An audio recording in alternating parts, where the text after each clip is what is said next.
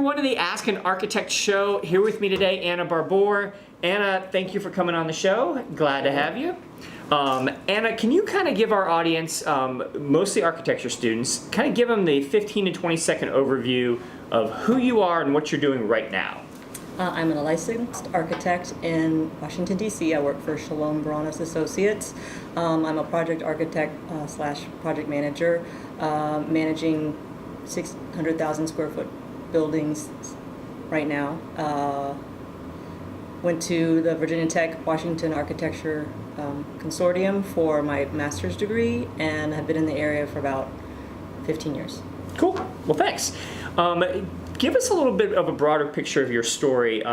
Take me through kind of the high-level overview of your path to where you are now. What firm did you start at?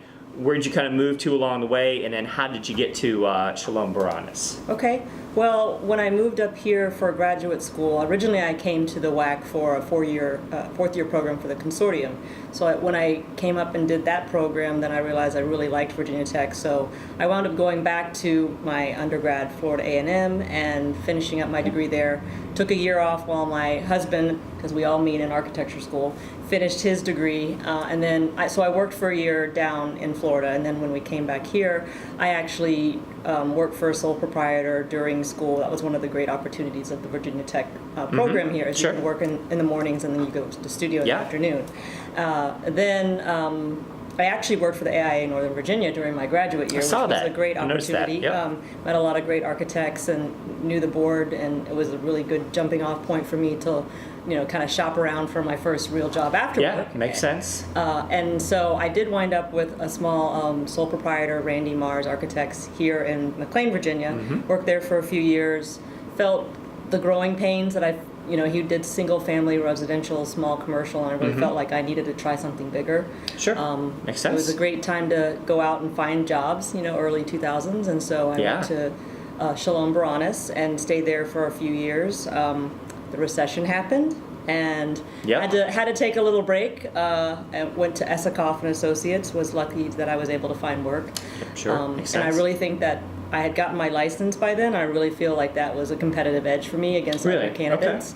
Okay. And then came back to Shalom about a year after the bye-bye from Shalom. Sure. Okay. And got to work on an amazing project. It was a disabled veterans memorial that's in D.C., the American Veterans Disabled for Life Memorial. So I was a project architect for that. We were the architect of record. So I worked with the landscape architect whose design was, the winning competition, and then saw it all the way through CA, and it was a really amazing experience. You kind of along the way there, you mentioned something about your competitive advantage having finished the licensure process. Walk me through that thought a little bit, because that's a contentious debate sometimes. We've had people on the show who are really encouraged getting through that process as quick as possible and putting it on your resume and using that to propel you. Others think you should wait longer and get the experience. What's your take on the whole thing? What would you recommend to our audience, and why was it such a competitive advantage for you? Well, to me, I felt that having a license was kind of the culmination of my architecture degree. I wanted it to be part of why I went to architecture school and why I suffered all those long nights. It was to be an architect and to have a license. And I don't stamp drawings at my office, but I still have RA or AIA behind my name, and that means that I'm a licensed architect. For me, it was a little longer of a journey to get my license through the IDP process. With NCARB, it wasn't all easy and online like it is now. Sure. So it was a different time. Yeah. I was one of those last pain in the butts that probably submitted all of their IDP at one I was there time. with you. Paper forms. Paper format, and then had to mail things to different architects that I had worked for before and get them to sign it. So one of the great things is the new rule where you have to kind of get your intern's as you move along. Information submitted every 6 months or you lose it, which is great for the procrastinator types that we are as architects. It's human nature. And then for me, it was not a concurrent experience because in the state of Virginia at the time, it was, IDP first. Linear. And now the second, and now that's changing, and it changed in Virginia and it's changing in other jurisdictions. So I do feel like if you can, you should try to get those exams done. It was easier said before when it was the ARE 4.0 because a lot of them were content-based. It was easy to remember what you learned in structures and then just take the exam on structures. And now with the ARE 5.0, which is more practice-based, it's going to be a little harder for students right out of the box or right out of school to get the experience to know what to, study for the exam or what experience is required for the exam. And it's a better exam because it is more about the profession and the experience that you gain when you're working in an architecture firm. And you can't just probably sit down right away and learn about, construction unless you've worked for several years while you've been doing your degree. It's really hard to kind of sit for an exam that's so experience-based. And would you say it's more application-centered now where you're applying principles that you know and Absolutely. design? One of the things that I do on the side, other than being an architect, is I'm active in the AIA Northern Virginia Young Architects Forum, and we actually have an ARE prep series, and we've done it for the last 15 years. The last couple of years, we won the CASE Award of Excellence for it, and it was all based on the 4.0, which is content-based. So we'd have a structures exam, we'd have MEP, all these things that are separate subjects, and it's great to be able to plan for that. But now with the 5.0, with it being more about phases of design and construction, we, 5 of us sat for different exams. We actually guinea pigged and volunteered to take an exam in the 5.0 to understand what the content would be like and how we could prepare the next generation of architects and really support them in their role. And one of the things I found out is that you really need to be proactive about your internship. You need to say, I need to see an RFP. I need to be able to sit in on a bidding and negotiation meeting. I need to understand these things because these are things that are going to pop up in these exams. And instead of just accepting that, I'm going to be doing this or that for 2 years, you have to ask, because our firm is actually very good about that. If you need certain hours to finish up, they're going to try to accommodate you. So if you don't ask, you'll never get it. So you really just need to be aware of what's on the exam, what kind of content is there, and then really be proactive in your IDP, or I guess it's the APX experience now. It's almost that licensure is a self-fulfilling prophecy that you have to go out and make it happen for yourself. It's not something that can come to you and it's just naturally going to come as experience, as you acquire experience. You have to go out, plan your process, ask for what you need, and then obviously take those tests along the way. So you mentioned the group that you guys have here locally that helps prepare for the ARE. What's for people out there who are on the cusp of taking the ARE and trying to figure out their strategy and how they should go about it? What's the real value of a group like that? Why is that coming to that or doing something like that and engaging in that better than kind of spending that time huddled up on your own, at home doing your own thing? Well, one of the things about our course is that we always bring in professionals. So we have structural engineers, and we have architects, and we have people in the profession that are there to talk about their experiences. We have a contract lawyer who comes in and explains all the CD's contracts, which is a great thing. And she works for an architect, so she understands all architecture contracts. It's not just a lawyer that understands random contracts or anything like that. So I think what we bring, and we've actually been simulcasting in other AIA components in Virginia the last couple of years, Roanoke, because our sponsor is AECOM and they have offices everywhere. They've been able to simulcast for us, so we've been able to reach a broader group. And I think the main thing is being able to have the professionals that you can ask questions, regarding whatever you're studying, having a group of people that kind of propel you, inspire you, motivate you to do it. For me, I had a study buddy for all of my exams, throughout, and then I also did the ARE prep classes. But having somebody to kind of keep you accountable is really something that will kick you in the butt to get it done. Yeah, I mean, you mentioned procrastination earlier and just the nature of us architects. as perfect. So a group like that can really keep people on track and can keep them motivated. Another group that I want to talk about is not just the ARE prep stuff, but you've been involved with the Christopher Kelly Leadership Program, which right now is locally here at AIADC, but is starting to expand and kind of reach out into some other components. So maybe coming to a city near you. Tell us about that program. Again, Christopher Kelly Leadership Development Program. What is it? What is it actually? What kind of value does it provide to you as a professional? Well, it was 16 of us in one class of like-minded folks, individuals that are succeeding in their offices and are motivated young people who want to shape their career. And it was a great experience because just networking and meeting those kind of people are one thing, but then the opportunities of learning about different methods, leaderships, skills that you need to acquire.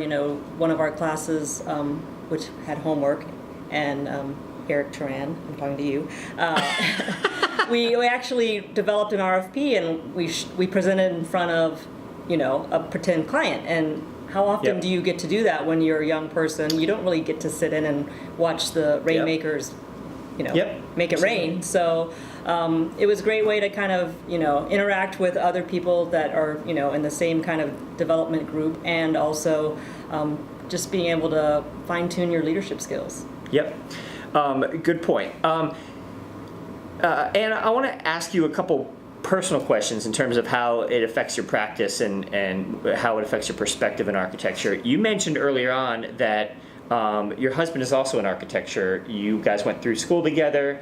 What's it like being married to somebody in the profession? Is that a benefit? Is it a con in some instances? How does that work when you're sitting around the dinner table? Well, luckily we have the same taste, and so that's not a in architecture. In architecture, and most everything. So okay, we are not exactly the same kind of people. I would say I'm more of a.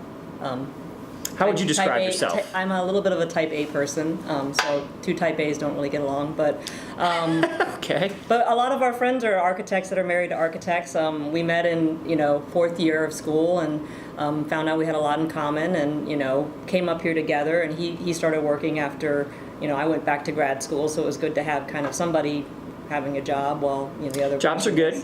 The other person was finishing their education, and he works in a firm in Old Town now, a different kind of firm, so it's interesting to hear about different kinds of projects. I do a lot of big multifamily, and he's working on fire stations and schools, so it's a great way to kind of, hear about different kinds of practice. And so is architecture off the table in the evening, or is it all that's on the table? No, I mean, sometimes it's venting about what's happening on the day-to-day basis, but sometimes it's, when we go to different cities, of course we like to check out museums and different kind of architecture.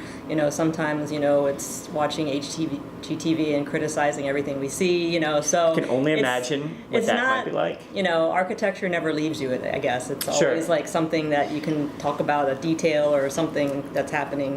Do you find it beneficial that you all can relate to each other when you're venting or just talking or discussing or even enjoying the same types of things, like touring cities or watching television?